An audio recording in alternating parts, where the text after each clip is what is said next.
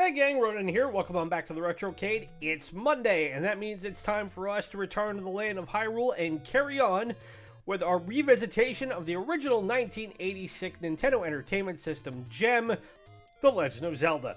If you've been enjoying the content on the channel so far, and I hope you have, best way to show it is, as always, hit that like button, subscribe to the channel if you are new, ring the bell to be notified of the latest content.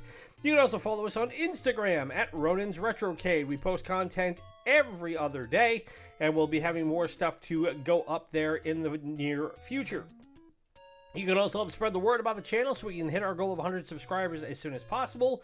That way we can unlock YouTube's customization algorithm and we can make it bigger and better. We did have our first Sports Saturday and Suckerpunch Sunday this past weekend since we reopened the Retrocade, and they were a lot of fun. For Sports Saturday, we played Mutant League Hockey for the Sega Genesis, and for Suckerpunch Sunday, we played the original Tekken for the PlayStation 1. If you missed out on those, they're up on the channel now. I highly recommend you go take a look at them. We'll also be having our one-day features as well as WTF Wednesday coming up soon. I've got an idea for a WTF Wednesday feature in the pipeline, so keep an eye and an ear out for that as well.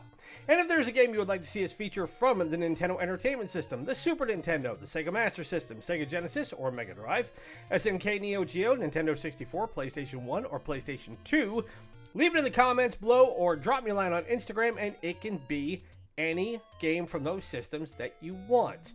I know you're probably getting tired of me saying this, but my whole rationale for starting this channel was to explore the golden age of gaming from about 1984 to the end of the 20th century. And there are so many games from so many systems in that great era to explore, and a lot of them I have never played before. Some of them I've seen other people play them, but this gives me a chance to build some content, grow the community, and give you guys things that you would like to see. So, you know, again, as long as it doesn't get me an adult content warning or a copyright strike or anything like that, you know, anything's on the table. The worst that could happen is I could take a look at it and say no. So, that being said, let's pick up where we left off on Friday. As you can see, we are now halfway to collecting the Triforce of Power. We went through Dungeon 3 and 4, took out the bosses there, and picked up the pieces we needed. We also now have the raft, which is directly above the boomerang. We have the step ladder, which is next to the blue ring, and that little crescent-looking thing on the end is the power bracelet. We also now have arrows to go with our bow, which I will get to in a minute, because we're going to need it for this particular dungeon. And if you look in the A square, you see we have a different sword than we had when we started on Friday. We now have the legendary Master Sword. So what I did in the interim between Friday and today was, the only thing I did is I went out and I did some farming for rupees. And as you see, I have 135 of them. And my reason for doing so is because, if you remember, now that we have arrows to go with the bow, how they work is that we will have arrows so long as we have rupees. For every arrow we fire, and I will fire one here, keep an eye on that rupee count, you will see they go down with each one I fire. So it gives you the benefit of having a lot on hand if you have a lot of rupees, but if you're running short, that can be a bit of a problem. And again, we're going to need arrows going through this dungeon and level 6. So my goal for today is, now that we have the Master Sword done, I want to get 2 of the final 4 pieces of the Triforce we need. So we're going to go through Dungeon 5 and Dungeon 6. And if we've got time over the course of the next 25 minutes, if there's anything else worth exploring, I'm going to do that as well. But then I'm hoping by Wednesday, I'll be able to go through Dungeon 7 and Dungeon 8. And then on Friday, we will have our final push through Death Mountain. We will confront Ganon, defeat him, get the Triforce of Wisdom and the Triforce of Power, rescue Zelda, and we can put the bow on this game. So, without further ado, let's get to it. So, this dungeon is one of the slightly trickier ones, only because it involves a lot of keys. But this is where having the arrows come in handy, because these guys are called Pold Voices. They're not that harmful, but having arrows are good because they usually come in numbers. So the arrows quite literally go right through them. Which means you're not spending all your time having to worry about... Whoops, as I hit the wrong button. Now, these mummies, if I remember right, let me make sure I have my note sheet here with all of my enemies. I did go and find one to take a look at. These guys are called Geenies. Why they are called that and not just straight mummies, I don't know. I figure it's, you know, it's Miyamoto's game. I'm just playing it, so...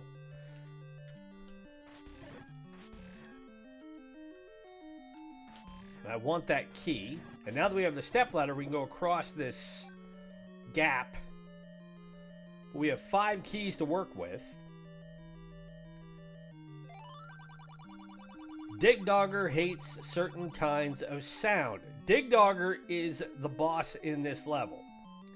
And it is good to know that he is not a big fan of noise, because the thing that we have, the item we have to grab,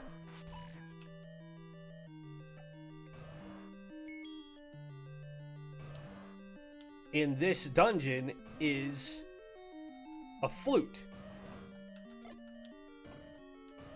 Alright, we need to make sure we can take these guys out. Again, these are 3 Dodongos, and they're no different than the one we fought in level 2.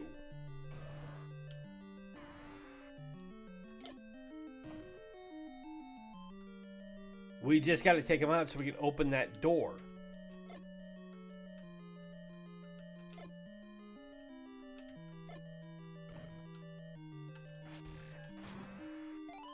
And luckily we got more bombs back from that one. Whoop. Which is even better because it looks like we were out of bombs.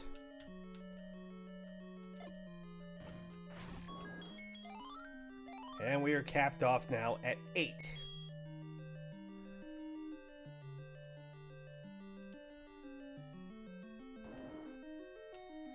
And these guys, I did look them up. They are called Zols. Z-O-L.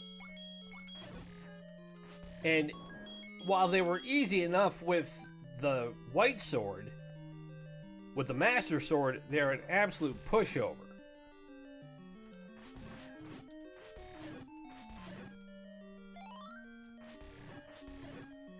Now, if one of these Geenies has bombs,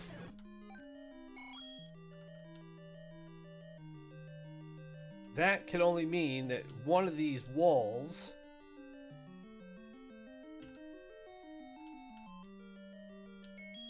can get blown open.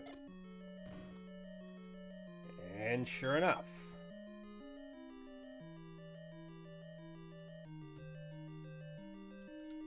Ooh, and now we have blue dark nuts. And blue dark nuts are even tougher than the red ones. But again, having the Master Sword will help in this capacity. But we cannot stun them.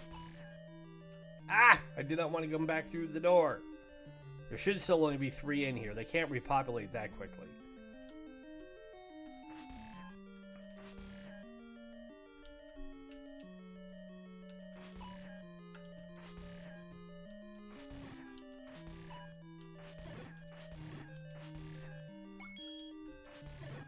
But now even these guys with the Master Sword only take 2 hits. And this should be what we need. Nope. So this is the first time we come out on another side. And now we have to decide which door we're going to go through. So let's go this way. And we have more dark nuts.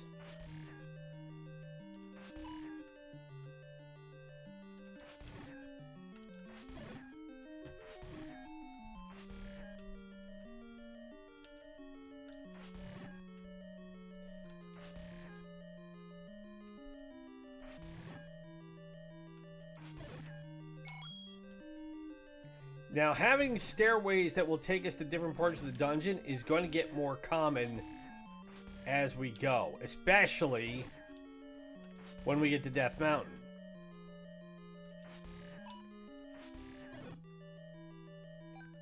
And this is something I had touched on earlier in the first episode of this playthrough. There's what we wanted. Because again, my general thesis in regards to the original Legend of Zelda is that you can draw a through line to the majority of the great hack and slash adventure open world games that we enjoy now. And again, my big examples of that are like Skyrim and Dark Souls. Obviously, Nintendo with Breath of the Wild, and now the new one, which if I remember right is called Tears of the Kingdom, I believe. Don't quote me on that.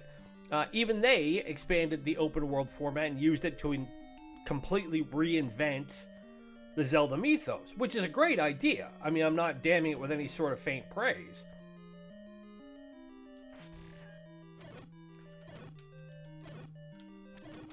But prior to the advent of the NES,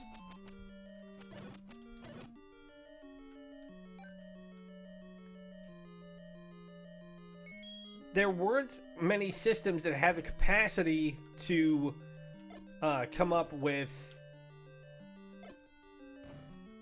Oop, I can't go this way. Okay. That could come up with titles that were this expansive this soon.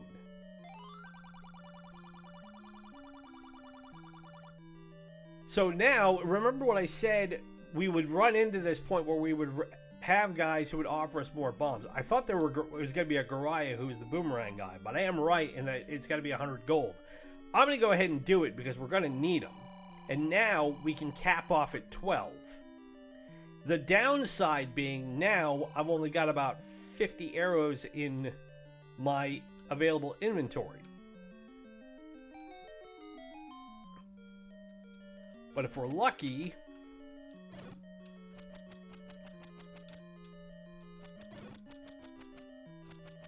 we'll be able to get more rubies and go from there. But anyway, getting back to what I was saying, you know, prior to the NES, game systems didn't have the ability to really create expansive worlds like this. You know, my first real home video game system was the Intellivision, which was a short-lived console back in the early 80s. Whoop, I didn't want to do that.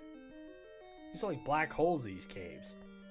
And they did have games like Advanced Dungeons and Dragons in it. I mean, they were, like most video game makers, they were trying to come up with things that would appeal to the broadest possible audience. Now, why is that door? Is that door not going to open? I don't remember if this door opened or not. I guess not.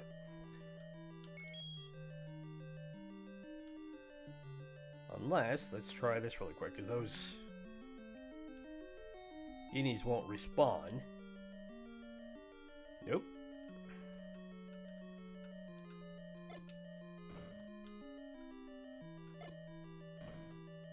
There we go.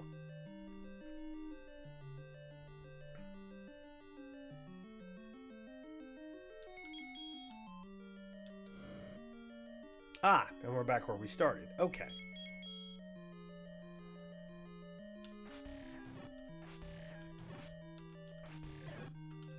But for kids who wanted to be able to play, and for gamers who want to be able to play like in-depth role-playing type games, your options were really to play what were known as text adventures. And text adventures weren't bad games. I mean, it was just that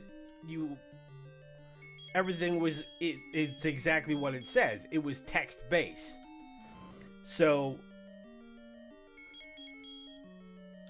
you would essentially follow a narrative script of you're in a dungeon. You see big globular beasties walking around. Do you try and A, work around them, or B, attack them?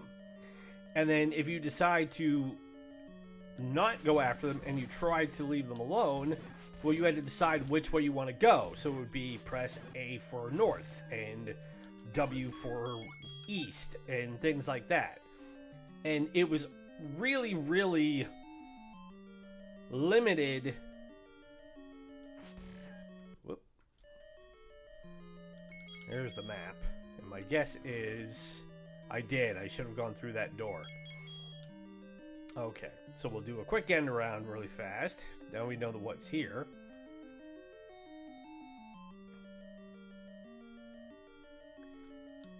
And for the time, those sorts of games were cool and all, but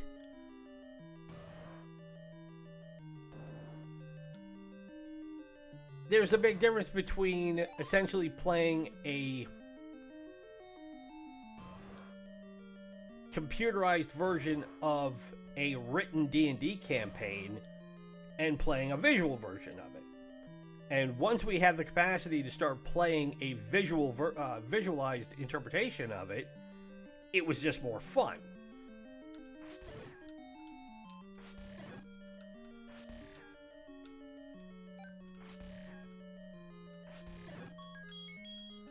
Alright, there's the compass, so now we know where we're at.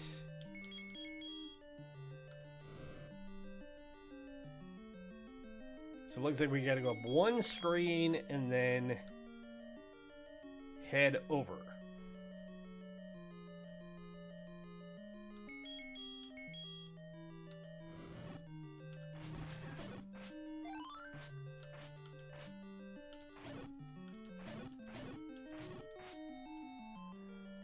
See, now the Pole's voice, they can take the Master Sword pretty well, but you shoot them with one arrow, and they are toast.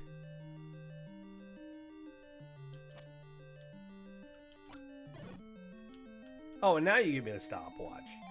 Well, that's mighty helpful.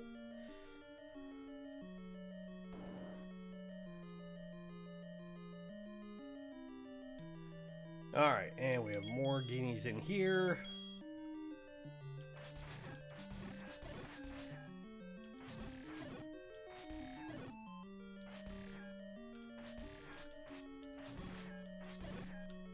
The other thing that is of definite note about a game like this, especially for its time,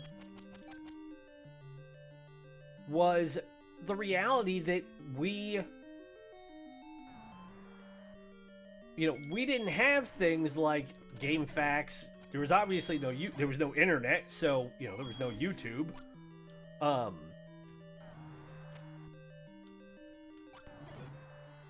And we had to make do with really our own ability to explore a game like this and word of mouth. So unless you understood that in order to take this boss out, you need to make sure you had the flute, but then you also had to know where to find the flute. And for a lot of us, when I got my Nintendo Entertainment System back in the day, it came with a book called the Official Nintendo Player's Guide, which I still to this day have on my bookshelf. It's actually sitting right next to me here, so I can make sure I had the name right. But I'll go into the rest of that as I take down Dig Dogger. Now, Dig Dogger is a huge scallop. That's basically it. But if I blow the whistle, he gets a lot smaller. And then 2 hits, and he's done. Now, I could go down, but there's really no point in me going down when I can come up here and get the Triforce. So we have 5 down, 3 to go. And we've got about 10 minutes left, so this will be perfect. Now, from here, if I blow the whistle up here on the top side, you should see a whirlwind come through. And it will pick me up, and it will bring me to another part of Hyrule. Now, there's never a real guarantee of where it will bring you. So it happened to bring me back here, but I think because I'm close enough to level 5, it will continue to bring me back here. So I'm going to turn that off, especially since I'm dealing with red Tektites.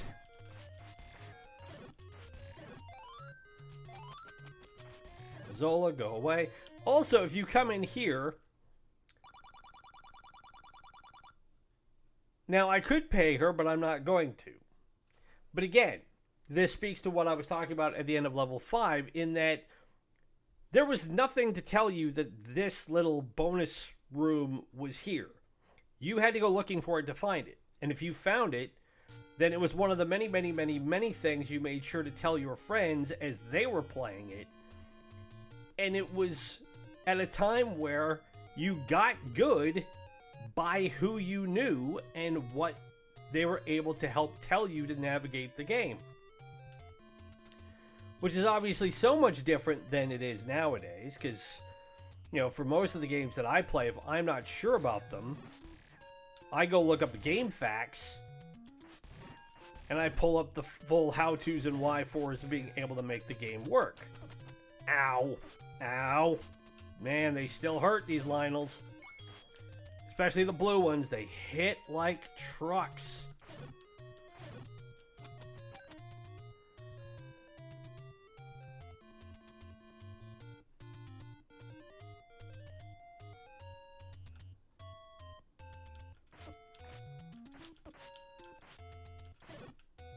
Let's see what's in here really quick. Okay, I could buy more bombs, and I don't need to worry about arrows, I don't need to worry about magic shield, and I'm still fully stocked up, so I'm all set. I got red Lionels over here.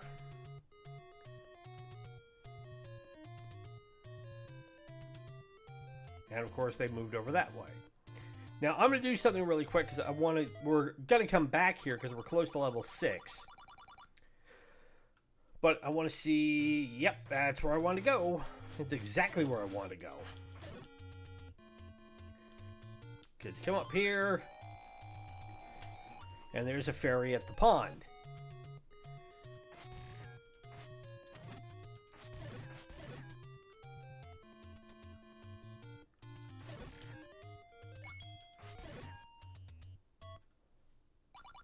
Now I just got to make sure I can get back over there. Now, they will cycle through, or you just get lucky like I did right there, and you don't have to worry about it. So we head this way, and there's the stairs we want. And get over there before the P-Hat does. Thank you. There's a red Lionel up here. Take him out. Give me some coin. And now we hit level 6.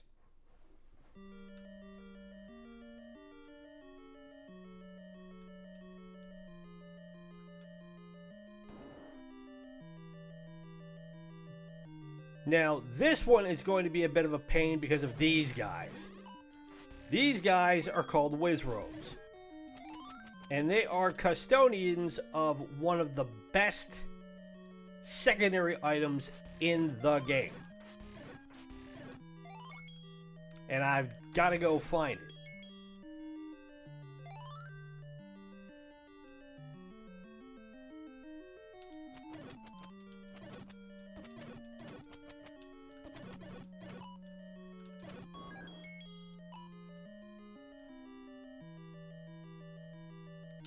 Go past the blade traps.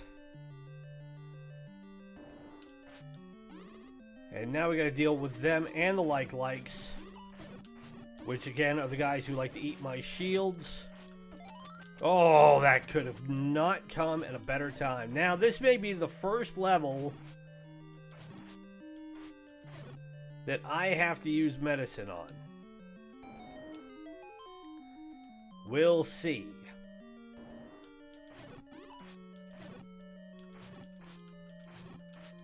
But the blue ones are by far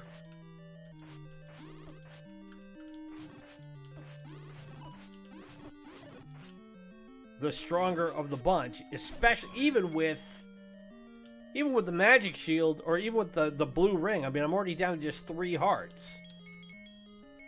So when I said that this is going to get demonstrably harder, I don't have much choice in this. I gotta bust out my red medicine here.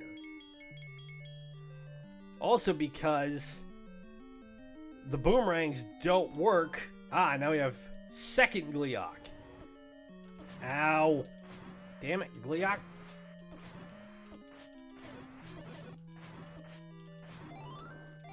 Thank you. Ugh.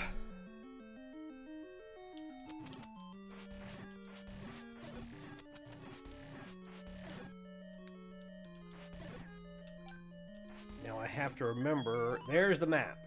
So this dungeon is called Dragon. And I believe we have to come down this way.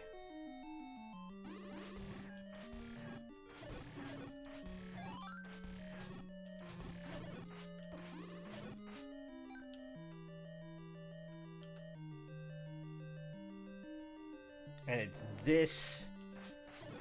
And then there are these guys.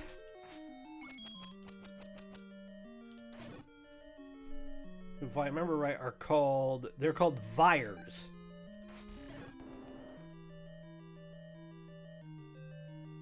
And this is the room I wanted.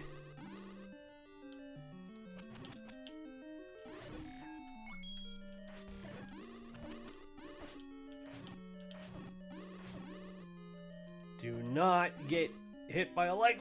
Get out of the way, get out of the way, get out of the way, get out of the way, get out of the way. Because if they eat my magic shield now, I'm in a world of hurt with these Wizzrobes.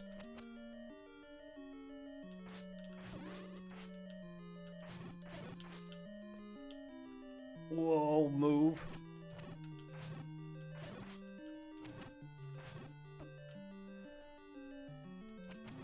Fortunately, the boomerang stuns them, but this stinking bubble is making life difficult.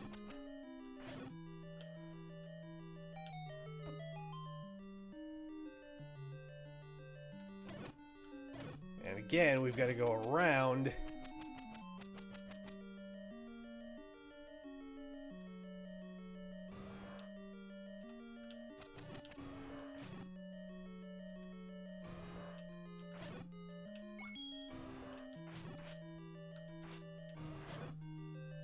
And we've actually come out on the wrong end, because we're up near where the boss is and not where the wand is. Now, we don't need the wand to defeat the boss.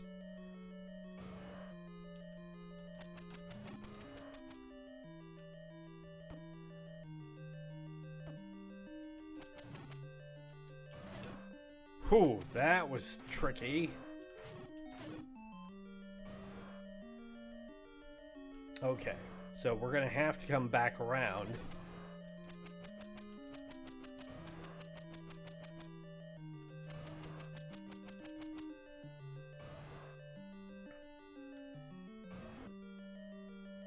We got to get out of this room, and hopefully they have not respawned in here yet. They have not.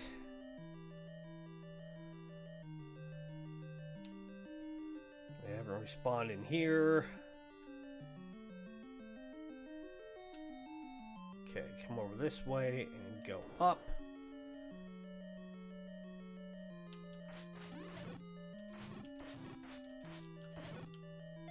Oh, beautiful. Okay, is this the room?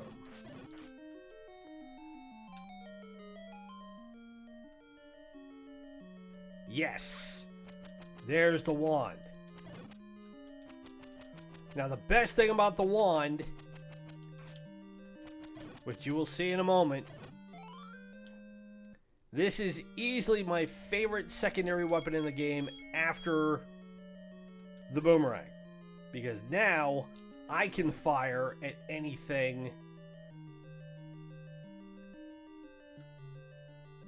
that comes at me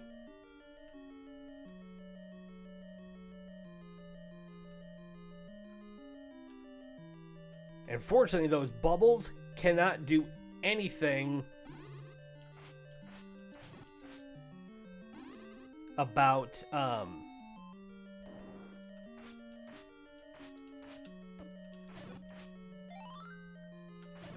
they can't be able to turn off the wand, but unfortunately it also doesn't help me against the Wizzrobes.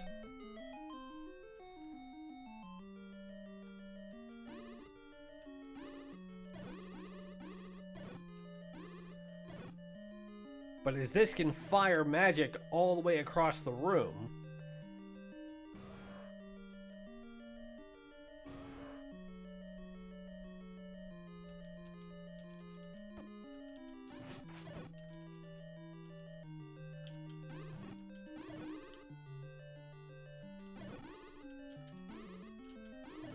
now I just gotta get this one bat.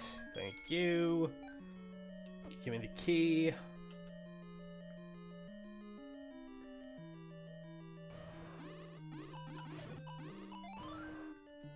Okay, now what I need is the arrows.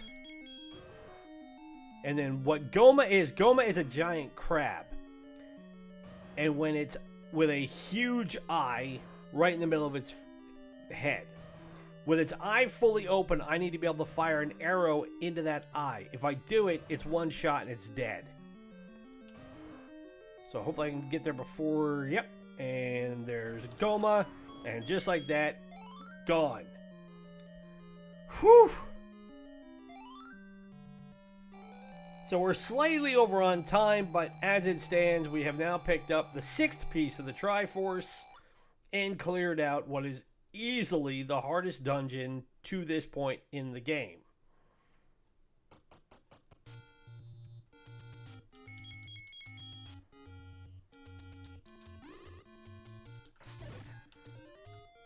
So now all we have to do is head back down this way. Ow. Not what I wanted you to do.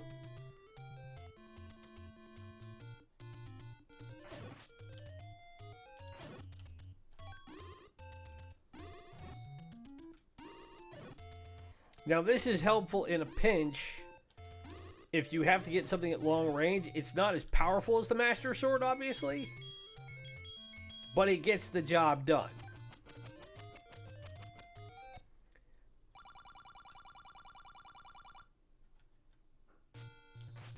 And again, it came out right where I want us to go. We are pretty close to where we started.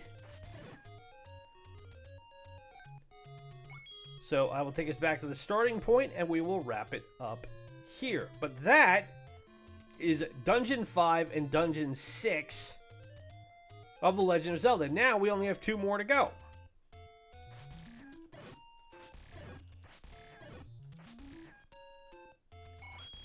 We should be able to handle 7 and 8.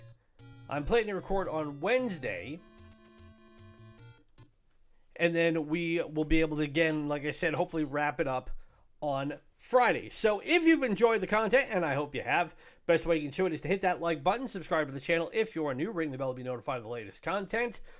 Help spread the word about the channel and get us to our goal of 100 subscribers as soon as possible. That way we can unlock the customization algorithm and we can make this channel bigger and better. And don't forget, you can now follow the Retrocade on Instagram at Ronan's Retrocade. We post information about each episode there every day, and I'm hoping to have new and interesting stuff up there as we continue to grow the channel. Don't forget, we'll also have Sports Saturday and Suckerpunch Sunday coming up this next weekend, where we play a sports and fighting or fighting platform-based game from the 3rd, 4th, 5th, and 6th generation. And coming soon, again, will be our one-day features and WTF Wednesday. I do have a WTF Wednesday preliminarily planned for this week to coincide with the next episode of the walkthrough for this game. One-day features will probably be coming up after that. So again, keep an eye and an ear out for when those are on their way.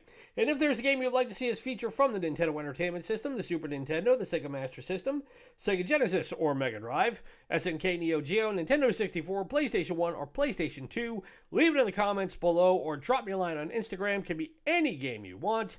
And until Wednesday, where we will continue on with the final 2 dungeons here in the original Legend of Zelda from 1986. My name is Ronan. Been a blast. Be safe, be well, happy gaming, and I'll talk to you later. Bye.